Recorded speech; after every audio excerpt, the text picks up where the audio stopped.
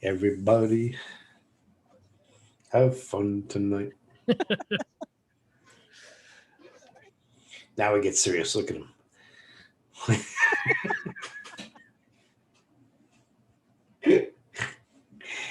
Oh, boy. But you love Brian Piccolo. I love Brian Piccolo.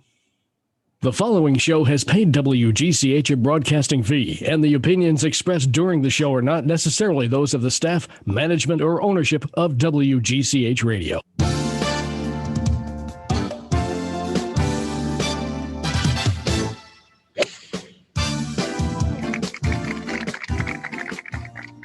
Welcome to the Clubhouse, 1490 AM, 105.5 FM, and WGCH.com. Good evening, everyone. I'm Rob Adams. Busy show tonight as we hit May 19th on this edition of the show, and my friend and colleague and partner of so many years, Mark Jeffers, is on the line. Hello there, Mr. Adams. Thank you very much. Thank you. Thank you. You're sounding good, and for those of you who are Zooming, which of course is just us, you're looking good as well. Thank you. Big show tonight. Big show tonight. Somebody you probably know quite well is, well, besides the guy I'm going to introduce you in a second, is Steve Gliner, the president general manager of the Hudson Valley Renegades. He'll be joining us in a few minutes, along with, of course, an old friend of the Clubhouse and our NHL correspondent. I don't know if he knows this yet, but he's the NHL correspondent. Yes. Tom Laidlaw. But before all of that, I want to say hello to my dear friend, Mr. Dave Toromio. David. Mark, how are you, bud? Great to be here. By the way, again. I think your applause is a little bit louder than mine, but it's okay because the fans do love you more. Well, I think Bob loves me more, but that's, it goes without saying. Oh, we know that, for God's sakes. So what's going on? Anything new and exciting to report? Yeah, no, you know what? Manhattanville's finishing up our spring semester. We have graduation tomorrow, so some of our students are actually graduating, which is very nice, with a newly freshly minted master's degree in sport business management. And then we take a couple weeks off, and then we start our summer session, which with you teaching sport media content, which should be a lot of fun. Gotta get some more students lined up for that. But now that the semester's over, people will start to sign up, so I'm not really concerned. But also, just one note on June 17th, which is a Thursday, we're doing a power lunch with our old dear friend Barry Wilner. Oh, great! Talk to Barry about his role with the AP as head NFL writer and all the books he's written more books than you and I have read together, I think. So, well, that wouldn't be a lot, Dave. So I'm okay. Well, it is. Yeah, he's written a lot. Now I understand. There's also a little family shout out coming up. Oh yeah, if you don't mind, that would be great. My son Jarrett Toromio is 23 years old today. Hey! Woo-hoo! Thanks. There you go. Happy birthday. Happy birthday. I can remember when I was 23. Oh, no, I really can't. Yeah, Rob, as soon as it came out of my mouth, I'm thinking, no, that's not true. I really can't remember that back then. Don't go there. Don't go there. Once upon a midnight dream. And Mr. Small, how's life with you? Well, I'm very good, thanks. See, I'm very good. There you go. I like that. So, Rob, out of the four of us, I think Bob Small got the loudest applause, which is interesting because he controls the applause. That's true. Yes, he does. That is true. I know. That's okay. That's fortuitous. And what kind of nice day do we have today, huh? Oh, really? Dave, will you give me a signal that our first guest is ready to join us? He is. Give him a second to load up here, but he's coming in. Oh boy! On the old Zoom. Zoom.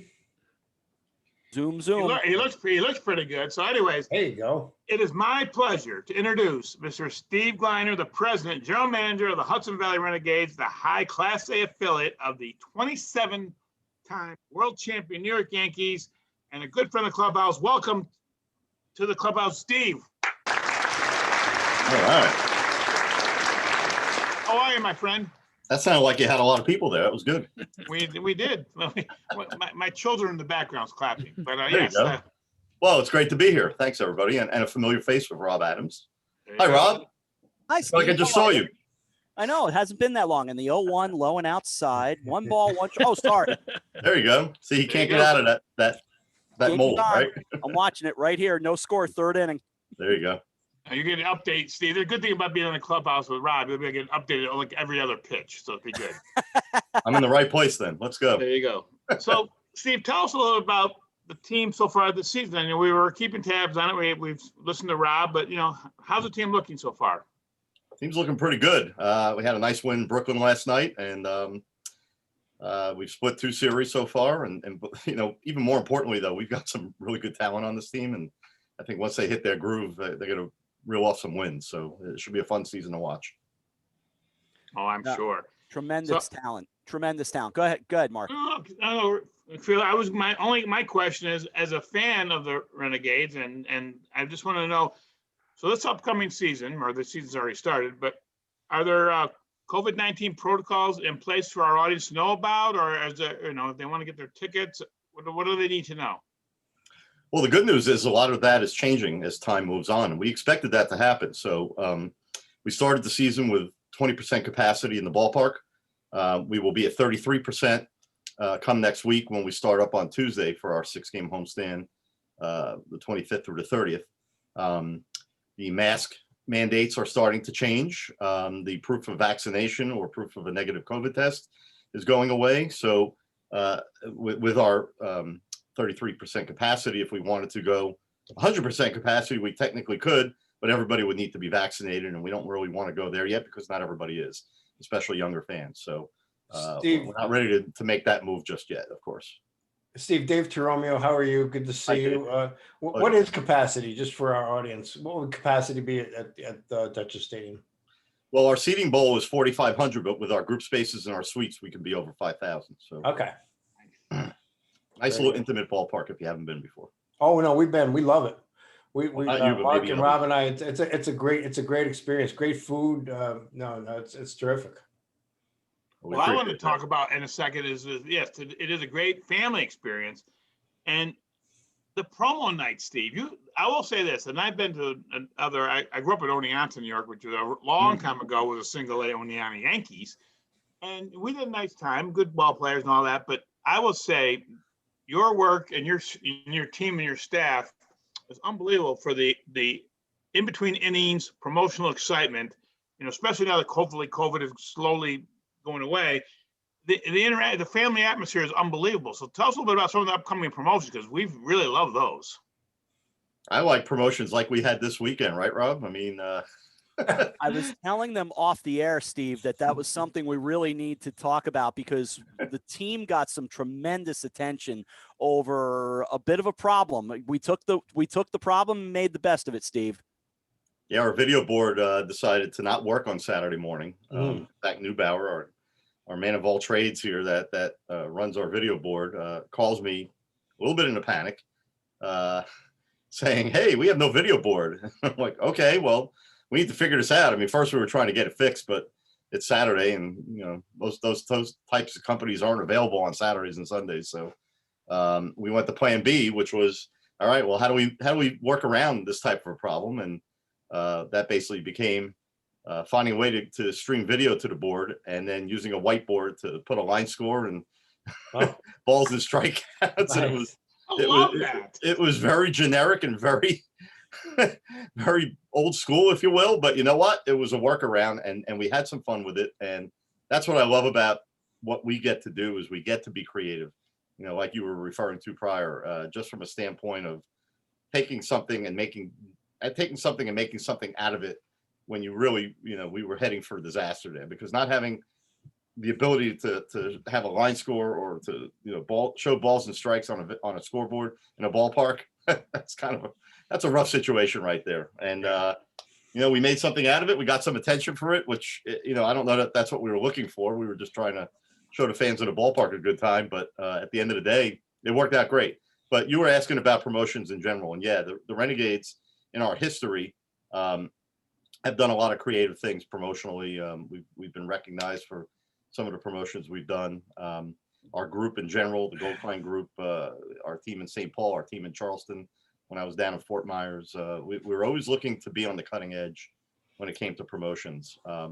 our Saints club last year.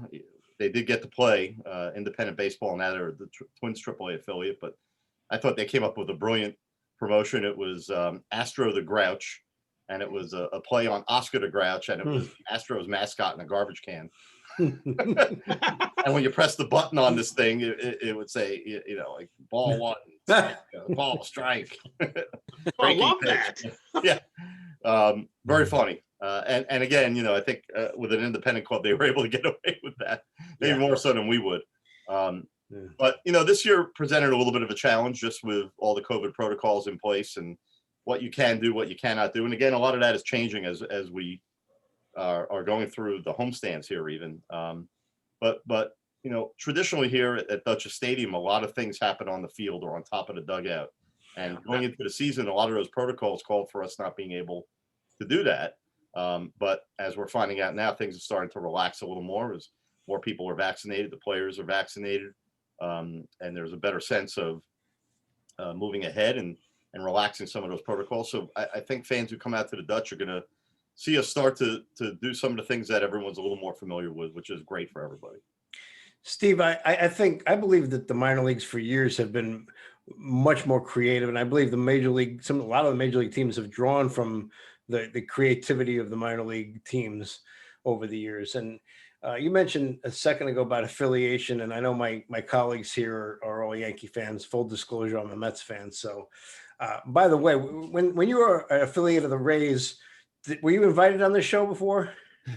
I just want to point that out. Hold on. He was invited on the show before. And it's funny because in the email chain, I went back and it was 2017. It was like November, and I was going to Florida. I'm trying to say to myself, like, well, I didn't even recall it's been a few years, but so I was invited. All right.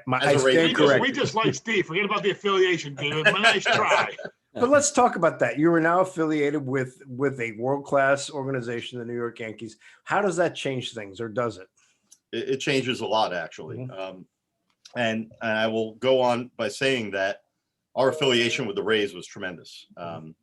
They are a class organization. The people that we got to work with, and we started that affiliation in 1996. In fact, we played the first professional game as Rays players were played here in Hudson Valley. We were a co-op team with the Texas Rangers at the time. So we had half Rangers players, half Rays players in 96. But the Yankees affiliation geographically just makes a lot of sense for us. And just look at everybody on this chat here. Many of you are Yankee fans, and regionally here in the Hudson Valley, it's Yankee country, let's be honest.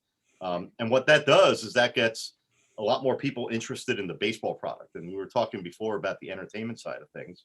And I think that's really what we focused on more so than anything else, was the ballpark experience and the entertainment. We're still focusing on that tremendously, but the baseball side of it becomes a lot more interesting. And when you look at the level of baseball we're at now, and I've got a lot of experience in high A baseball. I was in Fort Myers, Florida, with the Minnesota Twins high A affiliate down there in the Florida State League. The players are different. They look different. The ball comes off the bat differently. It sounds different. This is a different level of baseball. And so for the baseball fans, not only are you seeing a higher level of player, you're seeing players that have a much better chance of being in the Bronx or somewhere in the major leagues at some point.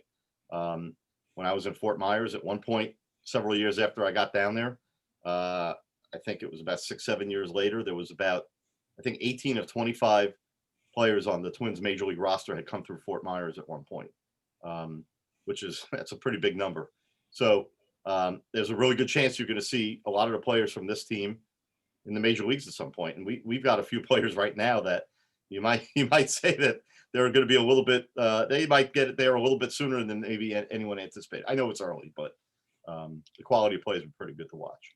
And to that end, Steve, to see two players right off the bat really making a huge impact and getting attention from minor league baseball overall, and I'm talking, of course, about Oswald Peraza and Ken Waldichuk, the pitcher, two players that made a lot of noise last week and brought a lot of attention to the Hudson Valley.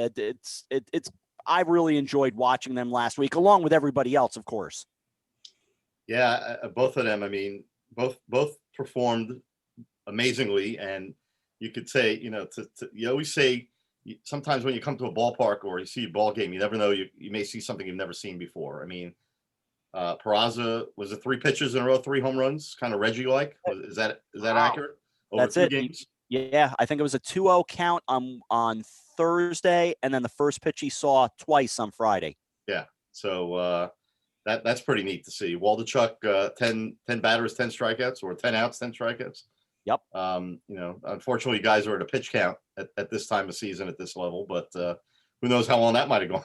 So, it's exciting to watch. And one of the things that I really enjoyed in my career in past years is seeing players move on, make it to the major leagues. I've got players that were on teams I worked for that have numbers retired in Yankee Stadium. So that makes me That's feel cool. old. I've been around the game a little while. Speaking of some interesting, infamous, I read in your bio because I did my homework, Steve. There you go. You had to tell our audience about this infamous. You were actually a general manager trade. You got to tell us about that because that sounds really cool. So if you were to call the head offices of Sabre, apparently I am part of the only general manager trade in professional baseball history. So, there's something to put in the bio, I guess, right? There you go. In 2003, I was here with the Renegades. I was the GM from 99 to 03 and was offered the opportunity to go down to Fort Myers. Our group owned that club as well. As it goes, the GM there, Dave Burke, was looking to come here. He had family in the Northeast. My wife's parents were in the Southeast.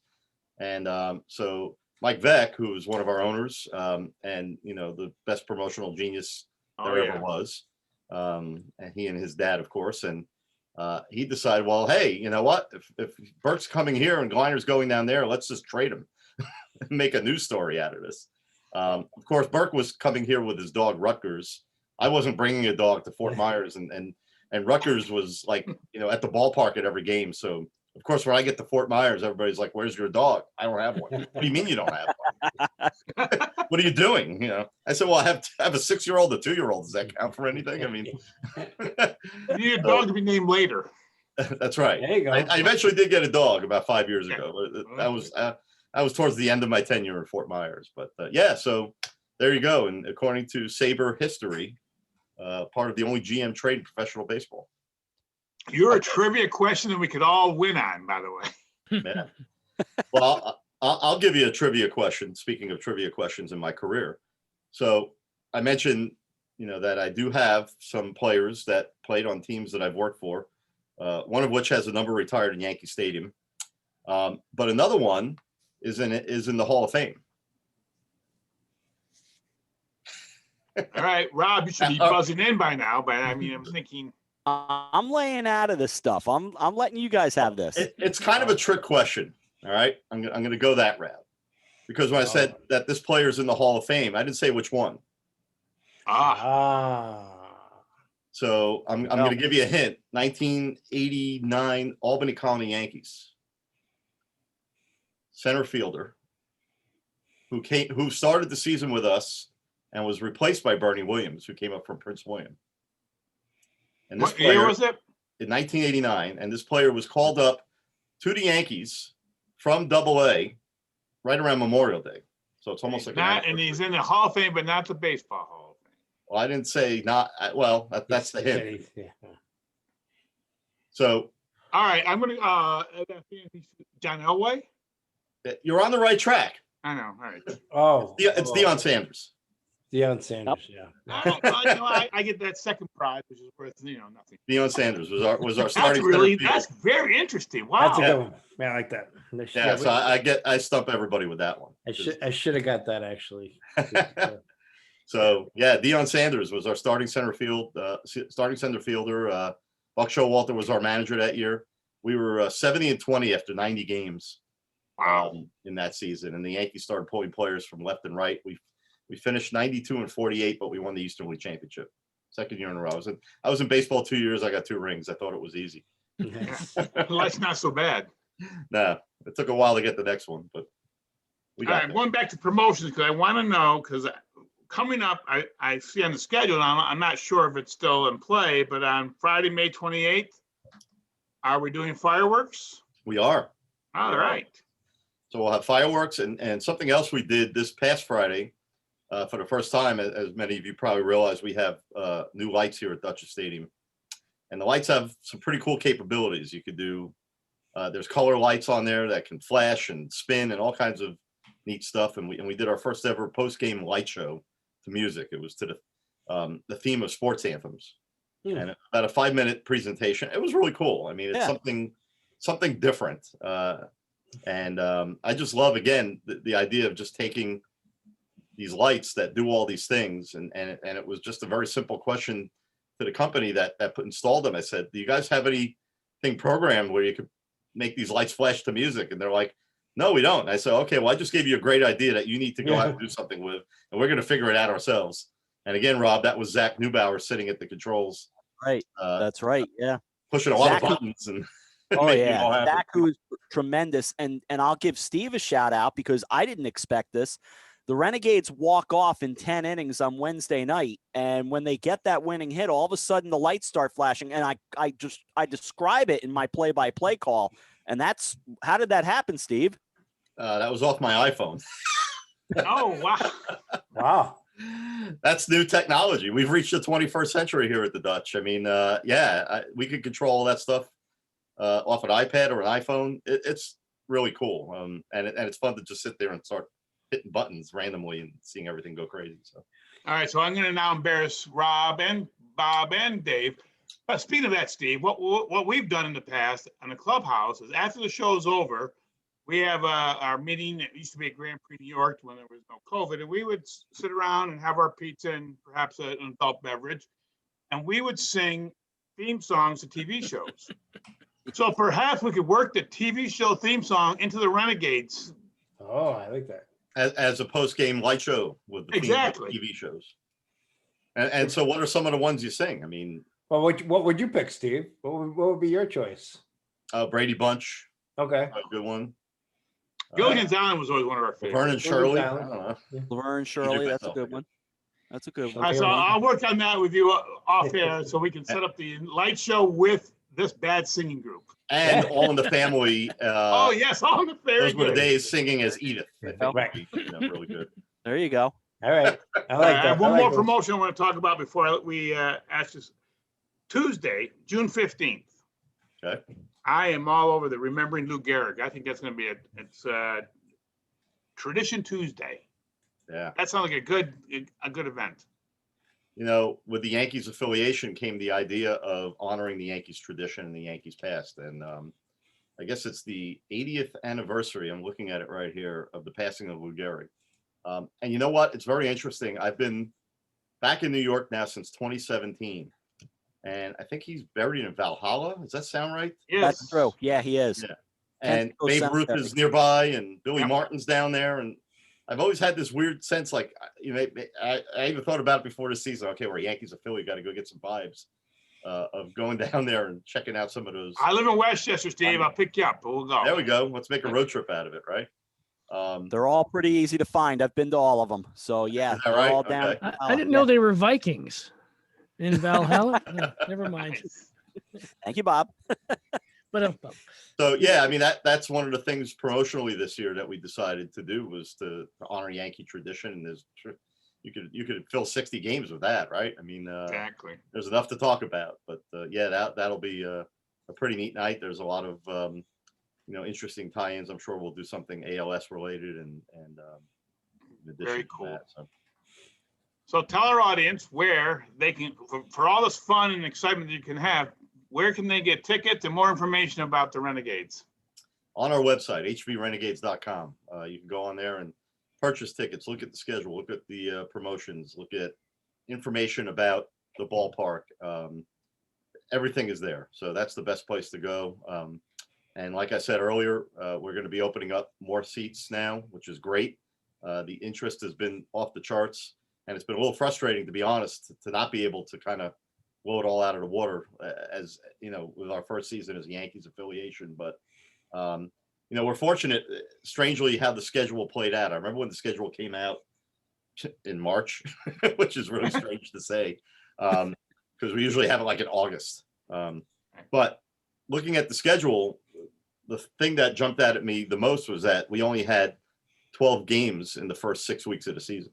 So we're on the road for 4 weeks of the first 6 of the season. And I remember thinking, wow, if the COVID protocols start to relax around that time, that's going to benefit us because we're going to be home more in the later part of the season than the earlier part. And that's kind of how it's working out. So yeah, fans should go to hvrenegades.com.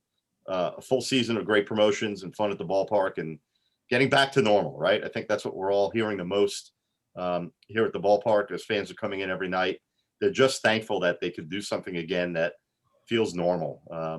And just everybody that we've spoken to in this first homestand was just so happy to be out here, and everything ran real smooth. I think we actually over prepared because we were so locked in to make sure we were doing everything that needed to be done, protocol wise. And it's gone real smooth, and we're just excited to be back. I've been doing this for 33 years, and last summer was strange. I have to be honest, to not have baseball in this ballpark with fans in the stands at this level was really odd. And I just know that it's been a lot of work, and it's been a lot of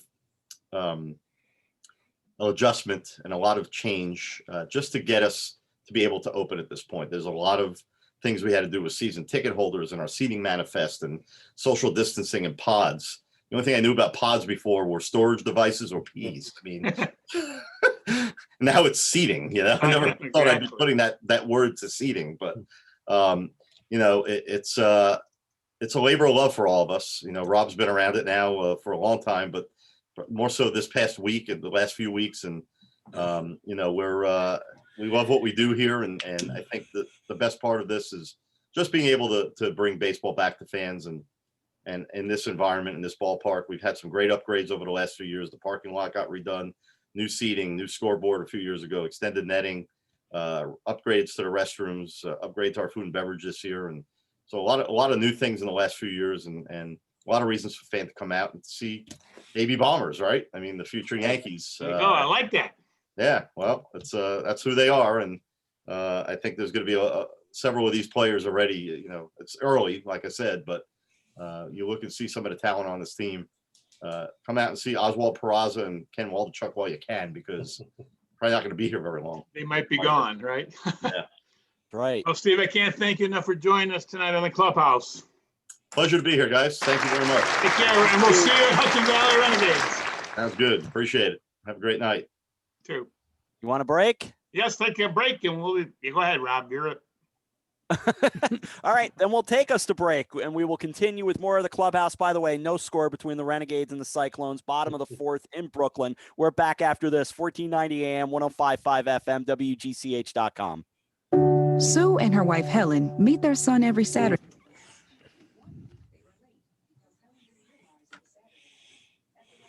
Okay.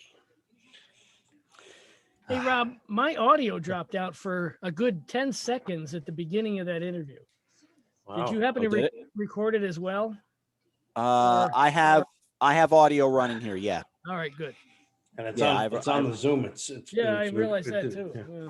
Oh, that's true. Yeah, it's on the Zoom. Yeah, you guys the audio didn't stop, but you guys all froze for a stretch, which scared me. That In happened fact, to Mark me. just froze on me. And I moved. I'm look fine in my eyes. Yeah. You always look. Yeah, well, that was a funny thing. My video didn't stop, but Tom is in the waiting room, FYI. Okay. We can bring him on.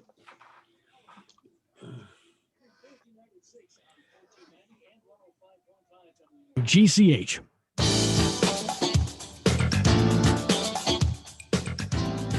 Welcome back to the Clubhouse. Coming up on 7:31 as the Renegades look like they're about to take, or rather the Cyclones are about to take a 1-0 lead. They just did.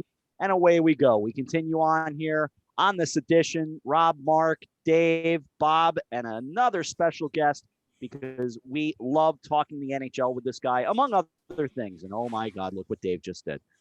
Oh, look at that. Hold on. Before though, I wrote this long, I wrote this long introduction, so it may be 3 or 4 hours. Although I am often jealous, Tom, I am often jealous of his workout regimen, it is always with great pride that I introduced Mr. Tom Laidlaw, former New York Ranger, sports agent. He survived Survivor and now runs True Grit Life. Our NHL correspondent. Welcome back to the clubhouse, Mr. Laidlaw.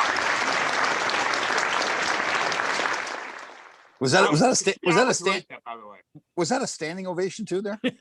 Oh, nice. I like that. How Good. are you? Good. Is that Islander fan got his jersey on? Is that what we're got going on back there? That's just the background, Tom. Oh God. Oh man. The death worshiper like hold this. on. We can't. We have many topics for Tom. Right. Okay.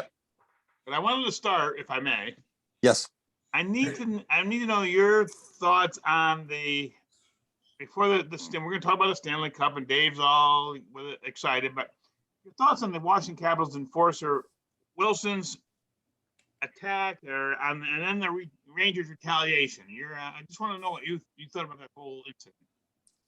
Well, for guys like myself that played back in like the 70s and 80s and 90s in the National Hockey League, where that would have been like you would have come back to the bench and would have patted you on the back and give you a bonus probably for doing that. We look at it, it just probably wouldn't have happened because we had people on the team that made sure it didn't happen, like the Nicky Fotios and Barry Becks and all those guys. But that's not the way the game is played now. That's not the way you put a roster together. And the Rangers are in a unique position too, because, they like John Davidson and Jeff Gordon, who ultimately got fired. They knew the team wasn't tough enough. They understand that. They knew they were in a process of developing the team, and a lot of those spots need to be for young kids to develop. You don't want to have a Ryan Reeves out in Las Vegas on the team where, listen, very valuable player and helps that team. But for the Rangers, their spot in their development, they needed those spots for young kids, so that they knew the toughness needed to be addressed. Now, along with that, Vincent Trouba, who was a pretty tough player, he'd been knocked out with a concussion against the Islanders. Ryan Lindgren, who is a little bit smaller, but a real feisty player, he was out of the lineup. Chris Kreider, who's a strong guy, he was out of the lineup. So they were probably at the worst position possible for something like that to happen. Listen, to me, Tom Wilson's a heck of a hockey player, and he's a very physical player, but that was cowardly. I mean, first of all, to be punching Buchnevich in the back of the head when he's already down. That's the thing, yeah. Yeah, it's ridiculous. And then when Panarin comes after him, now listen, if you're Panarin and you're Strome, they both, to their credit, came to the defense of their teammate Buchnevich and jumped on Wilson. But if you're going to do that, there's also a consequence. You can't assume that you're going to jump on somebody's back and then it's going to stop. And Wilson did, what he did. Now, obviously, if you're a Washington Capitals fan, you say, well, sure he did that. He's allowed to. If you're a Ranger fan, you go, well, yeah, it's Panarin. You don't throw around Panarin. First of all, he threw him down once, and then he picked him up and tried to body slam him again. So it was funny. It reminded me of, I think it was my second or third year in the league. We were playing in Minnesota, and Bobby Smith was a good player, big guy too. He's on Minnesota. And I got in a fight with him and knocked him down, and I picked him up and tried to body slam him the same way, but he was a pretty big boy. He's a big guy, and I couldn't get him off the ice. And Barry Back was a funny man. And I'm skating to the penalty box after, and he comes over to me really quietly. He said, "You tried to body slam him, didn't you?" And I was like, yeah, but I couldn't get him off the ice. So, but yeah. I just, I understand everybody's position on it. Again, if you're on one side, if you're on the Rangers side, you understand the frustration with him doing that. You understand the frustration that the Rangers didn't respond right away too. They waited till the next game. Now they ultimately responded, and you got to give them credit for doing that. But again, I just think it's more. Listen, Wilson took advantage of the situation, and the Rangers are a young hockey team developing, and that will not happen to them in the future. Tom, let's stay on the Rangers for a second, because I don't know if you were as surprised as I were, with the Davidson and Gordon firings, and then ultimately their coach White, who you liked, because we had the conversation. And so now it's obviously Chris Drury's team and a new coach. What happens now? Well, I don't think there's going to be a big change. I mean, for me personally, it hurts because John Davidson, former teammate and a good friend of mine. So you hate to see that happen to him. He'll be fine. He'll get a job someplace else, and he's still getting paid for another 3 years. So it's not. But I mean, JD had worked really hard, both as a player, a broadcaster in St. Louis and Columbus. Building a reputation of being a real hockey man, a really respected hockey man. So for him to get fired like that hurts. But again, he'll be fine. Jeff Gordon, I've got to know a little bit. I helped coach his son, actually a former Islander, John Tonelli. I hope we coached Jeff Suss, so I got to know him a little bit too. And he's a really nice man, really great family. And he'll get another job too. He's done a great job. And actually, he's a really good story too, because I don't know if a lot of people know, but he started off as an intern with the Boston Bruins and worked himself up to ultimately being the general manager with the New York Rangers. So that was pretty big stuff for him. But you know what? Listen, the path that Chris Drury is going to take is the same path that JD and Jeff Gordon were going to take anyways. They know now, okay, these young kids are developing. Now we've got assets that we can trade for other more veteran players. Or, does Georgiev, the other goaltender, get to the point where he says, listen, I'm not getting played enough. I need to go someplace else and get something for him. So they've got assets to move. They've got great young players. They're in a fantastic position. And they'll be good for a long time. Tom, I feel like they're in a good position. I agree with you. So then why make the move on JD? Because to me, didn't feel like he got a fair enough shake. I would agree 100%. But you know what? I think listen, you own the team. You're worth billions of dollars. You bought the franchise. You're the owner. Mr. Dolan is that. And he didn't like the direction of the team. And again, I think, listen, I understand it's like why poor G, and I get it. You make the change, but the reality is it's like you're changing somebody else that's really going to do the same job. So you're right. I would agree that JD didn't get a fair shake, but the owner didn't like. He saw all those things happen. He saw that Trouba got knocked out by Matt Martin with the New York Islanders, and there was really no pushback on that. Then the Tom Wilson incident. First of all, it happened. Like that incident should not have happened. The Rangers should have had, if they were in a different position in their development, should have had the reputation that you're not going to do that to my team. So Tom Wilson would not have done that, or it would have been more of a deterrent, and it would have been dealt with immediately. I think especially like Ranger fans, like there's one thing Ranger fans, right? A lot of teams like this too, but there's one thing if you're not playing well, you're losing. But if you're getting pushed around and you're not being physical enough and your effort isn't good enough, that's just not acceptable. And I think when Mr. Dolan saw that, he said, listen, like really the owners are like kind of like stewards for the hockey team, right? The fans, they somewhat own the team. I mean, if the fans aren't coming to the game, you don't have a team. So when he sees that the fans are not happy with the product on the ice, he makes a move, and he did. I can tell you, you're being diplomatic, which is nice for you, Mr. Laidlaw. On my point is that the New York Knicks, who also play this place called Madison Square Garden, well, they made the playoffs. So you know what, Mr. Dolan didn't have anybody else. He needed somebody else to crack the whip on, so he found the Rangers to crack that whip on. Now I may be completely wrong, but I'll just go with that because I don't work for Mr. Dolan. So.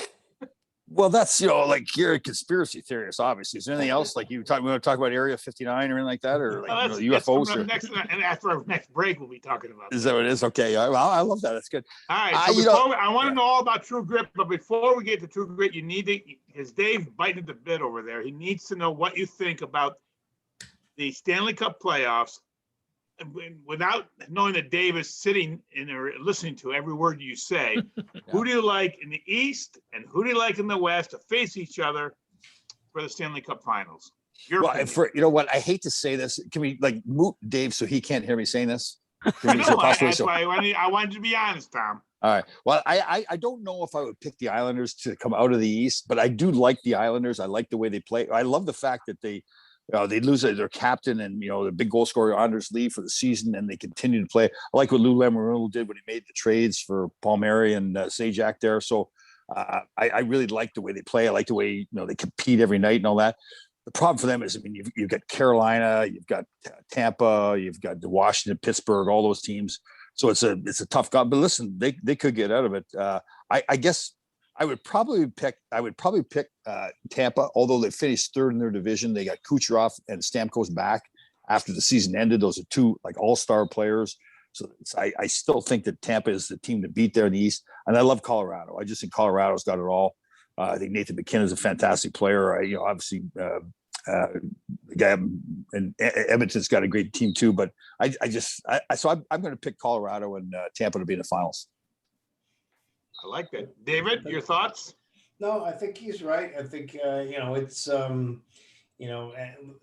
by the way, Tampa's up 2-0 already in that series. Both of those games are on the road. So I was kind of hoping that the Islanders could do the same thing in Pittsburgh.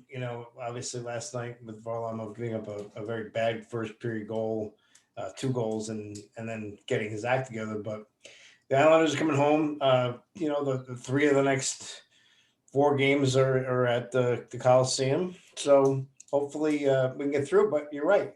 If they get through, they have either Boston or Washington, and both those teams are tough. So yeah. Stuff. But listen, that is, and I know it's different players, but the history of the New York Islanders is like that, right? I unfortunately had to play against them in the early '80s when they were winning all the cups. I'll tell you, there was times when you looked at that team and you go, like, that team's not that good, or they get down in a series, but they just found a way to win. I mean, again, it's a different management, different owners, different players, but the history of that franchise, that is the way they have played in the past. You said it, brother. I'm going to slide over to a little bit of thing called this True Grit. And by the way, congratulations. You've updated the website, I think, and it's looking very good. Thank you. Tell us what's going on in that world. Well, I think the exciting thing for me is we've just about completed the book, and I'm very happy with that. I have a tremendous friend of mine helped me write the book, and obviously things have been slowed down through the pandemic, so we were hoping that it would have got done already. But we did a couple of. This is actually the second version of the book, and I'm really happy. I didn't want it to be a story about my life. As much as it's so exciting, I would have had a whole chapter with you, just talking about you and my friendship with you, and how exciting that would have been. But that would have been a prime chapter, I think. There you go. I know people would have been buying. I would have gone off the shelves. Would have been able to keep it going. But I'm really happy. It turned out to be more of a life lessons for people. So there's a lot of things in my past that maybe I made a mistake in the past. I tell a funny story about how I was trying out for the 80 Olympic team for Canada. And we had a training camp in Calgary, Alberta.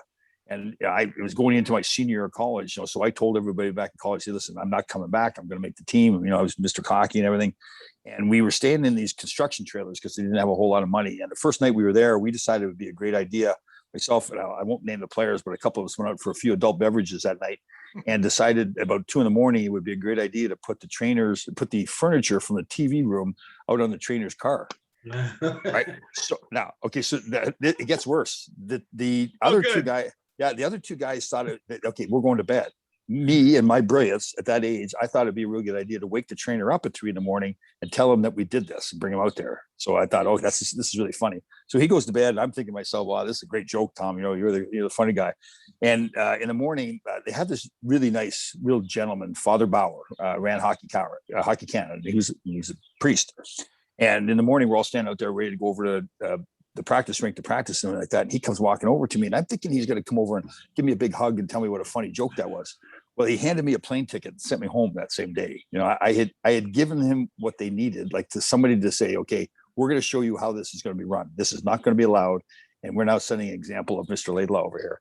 So now I have to go back home to my family and all my friends at college and everything with my tail between my legs.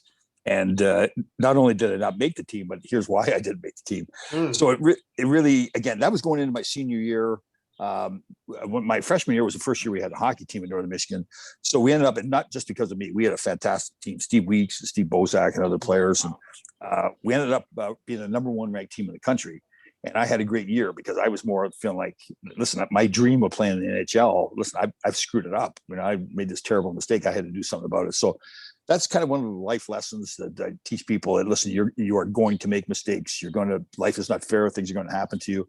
It's really, in fact, it's going to happen. You need to be prepared that those bad things are going to happen. It's what you do after.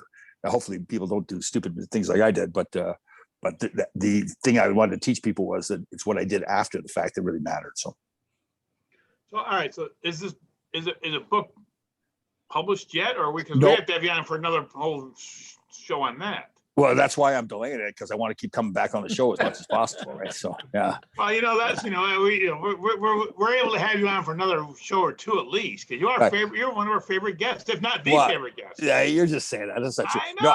No, I'm waiting to push it to Christmas, because that's when you start putting on those Christmas sweaters that you have. The photo for the book will be the cover photo. I think should be for the book. Will be you and I in my Christmas sweater. I think that'd be nice. That. I like that. That'd be good. You could look like this if you don't follow True Grit Life. There you go. The thing is that we're doing it on Amazon. You self-publish, so you can always change the cover if you want to. So we'd have different versions of it, based on the seasons. Yeah. So. I like that. And I tell you, in all seriousness, I know we're joking, but writing the book was one of the best things I've ever done for myself. And I say to people all the time, listen, even if you don't plan on publishing your book, just sit down and write it, because it really made me look back.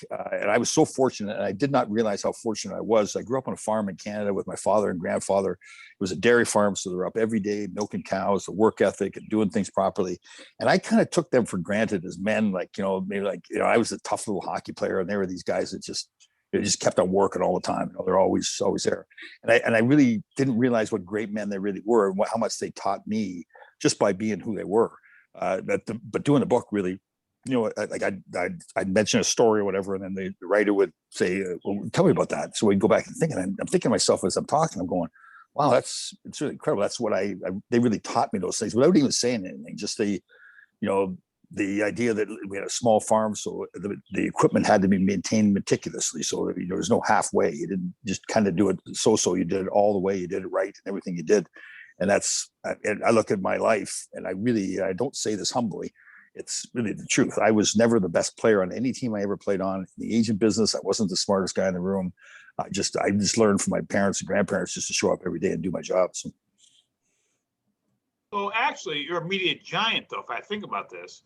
And and Tom, I'm really not joking, because you have to tell our audience a little bit about the podcast. You have a newsletter. You have a book. You have a tremendous website. I mean, you're just doing so. Give us an update on the podcast. I do listen to those podcasts. You have some great guests on that. So tell us about that. Well, that's I hate to say it, because I know so many people lost their lives and all the suffering from the pandemic and everything. But for me, it's actually been good. So I've been going out and doing speaking engagements at schools and businesses and everything, and that all stopped once the pandemic hit. So it forced me to say, okay, what are we going to do now? So I switched to doing things on Facebook, my Facebook profile, on YouTube, my YouTube channel, and I felt like I got much better at being a host for the show. So I would do a whole bunch of podcasts. I do twice a week with Kevin Allen. I used to write with USA Today, do all the hockey stuff. I've got a woman now, a really nice person. She's an epidemiologist. So we talk about the virus and vaccines and all that kinds of stuff. I'm very fortunate. I got tied in with the military community, so I get a lot of Navy SEALs on. I had a really interesting guy on the other day, this Nate Boyer. He was a Green Beret. After he got done being with the Green Beret, he went to the University of Texas. Now, he never played football before, and all of a sudden he wanted to become a football player at the University of Texas. So he was a long snapper. So really motivational guy. He's actually directed a movie now. So I get these kind of people on. So I want to be. Listen, I love the fact that I played in the NHL and everything, but I don't want to be limited to just talking hockey all the time. I want to talk about other things, educational things, fitness, health. I'm a big believer. Actually, I got tied in with a company. I'm a big believer in, and I want to be careful when I say this, like with our virus, for example, one of the biggest issues we have is we have so many people that are obese or overweight, and there's diabetes and everything. Their immune system is compromised. I think we need to look at it the way we eat, the way we look at food, the way we look at exercise for our long-term purposes, for our own health. So I'm really big proponent of that. I get tied in with companies that feel the same way.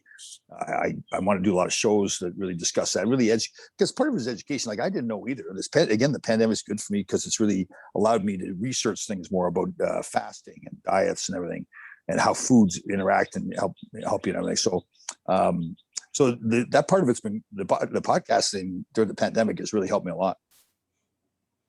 All right, we want you to stay with us, man, because we'll take a quick break in a second, and then we're going to do the Clubhouse report, how much you enjoy that. But in case you have to leave, tell our audience where they can learn more about the book, True Grit Life, and everything else, and then stay with us. But I want you to tell them first. Perfect. Yes, I'll definitely. You kidding me? I'm not going anywhere. What? I'm staying here. You're stuck with me. Yeah, you're staying with me. So you can go to my website, truegritlife.com. You can follow me on Instagram at Real Tom Laidlaw, or Facebook at Tom Laidlaw, and all our stuff is there. Now I'm very, very proud of this. On Sunday afternoons, well, there's two big shows we have. On Sunday afternoon, we have a cooking show, which is very entertaining, all healthy food. On Thursday afternoons, it's pretty funny. We have a show with former teammates Ron Greshner, Dave Maloney, and Larry Melnick, which has become a pretty interesting show. People say it's like Seinfeld. We sit around and talk about nothing all the time. It ends up being kind of funny. So that's where you can find us. Very good. Rob, so take a quick break. Sounds good. We'll do so right now. We'll come back with more with Tom Laidlaw and the gang right after this on the Clubhouse, 1490 AM, 105.5 FM, and WGCH.com. Greg met his mother.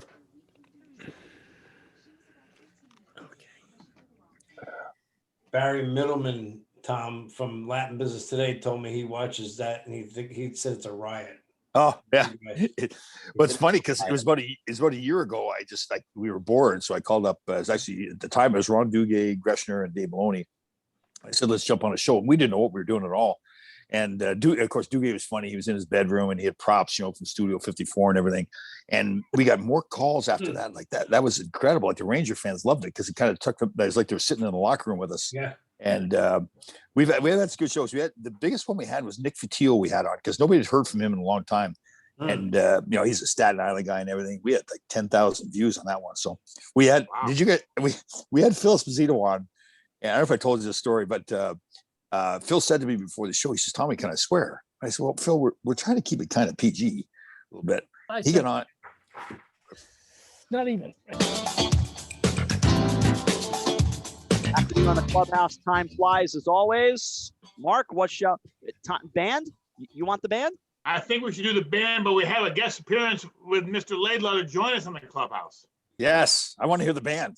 Let's go. The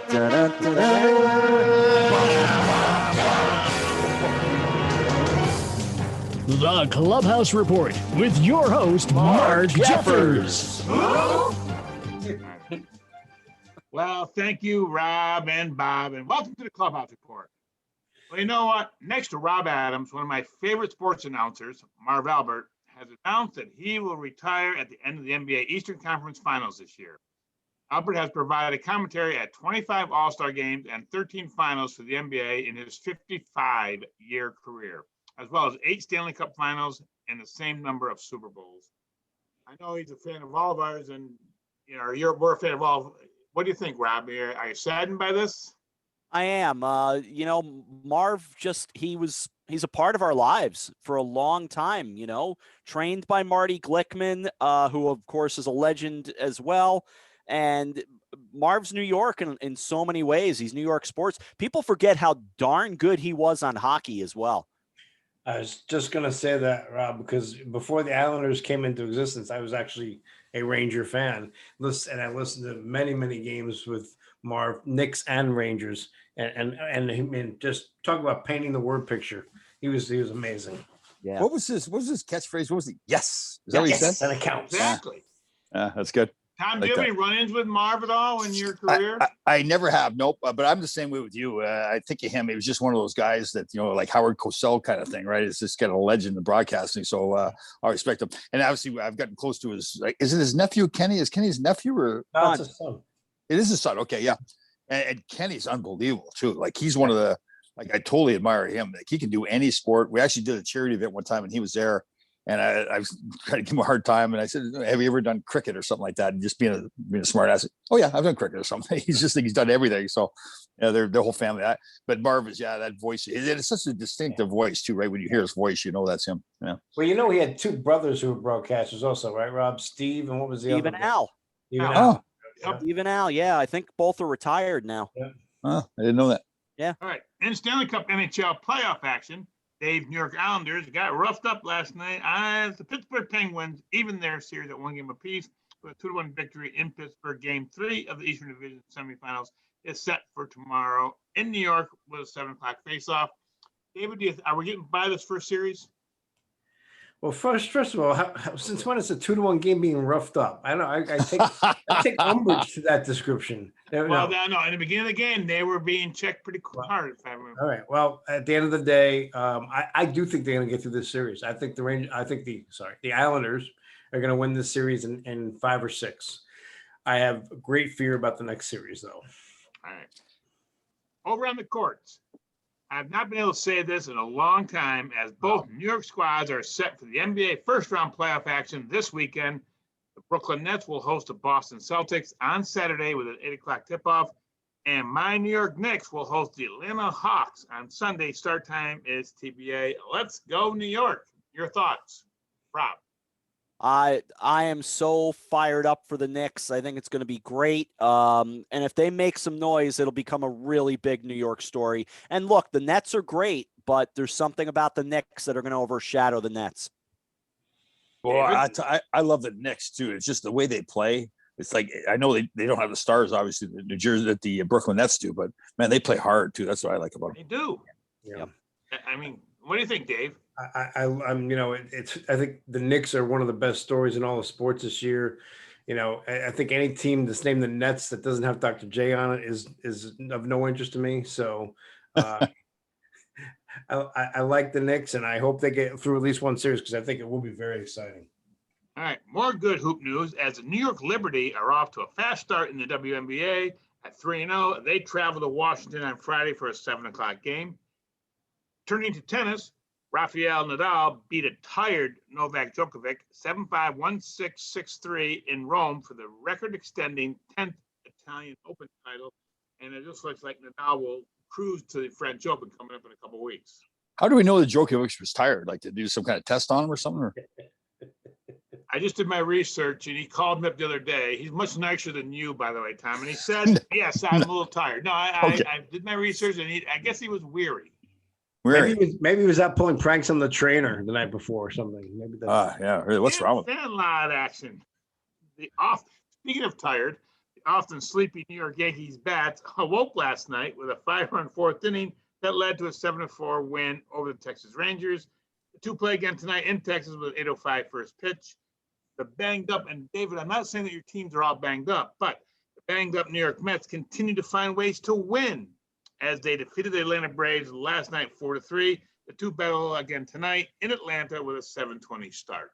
So I'm not saying they're banged up, but no, they are. The Mets. They're banged up. They're playing minor leaguers, and it's amazing that they have a chance to sweep Atlanta. But at the end of the day, this just goes to prove when you get your chance, you seize the day, right? How much is Lindor getting paid per hit? Right now, about $215 million. That's Tom's agent coming out. Yeah. There you go. Yes. You want a piece of that. See, that's a good agent right there. You get that much money per hit. Yeah. There you go. All right. Over on the track in NASCAR action, Alex Bowman parked his number 48 Chevy in a familiar spot on Victory Lane, winning the Dryden 400 in Dover, Delaware.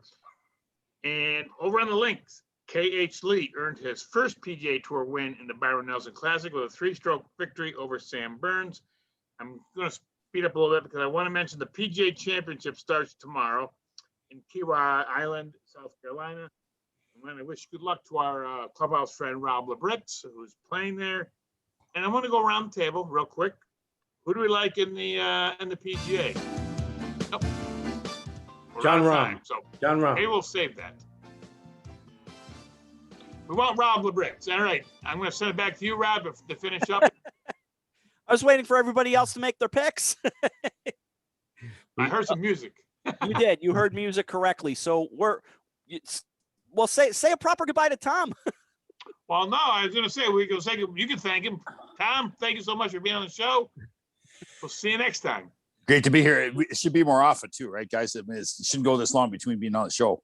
A little disappointed. I agree. All right. We've got a dash on that note. We'll see you in a couple of weeks. Good show. Thanks to Steve Gleiner. Thanks to Tom, of course. For the whole gang, Bob Small, Dave Toromio, Mark Jeffers, I'm Rob Adams saying thanks for listening to the Clubhouse on 1490 AM, 105.5 FM, and WGCH.com. Good night, everyone.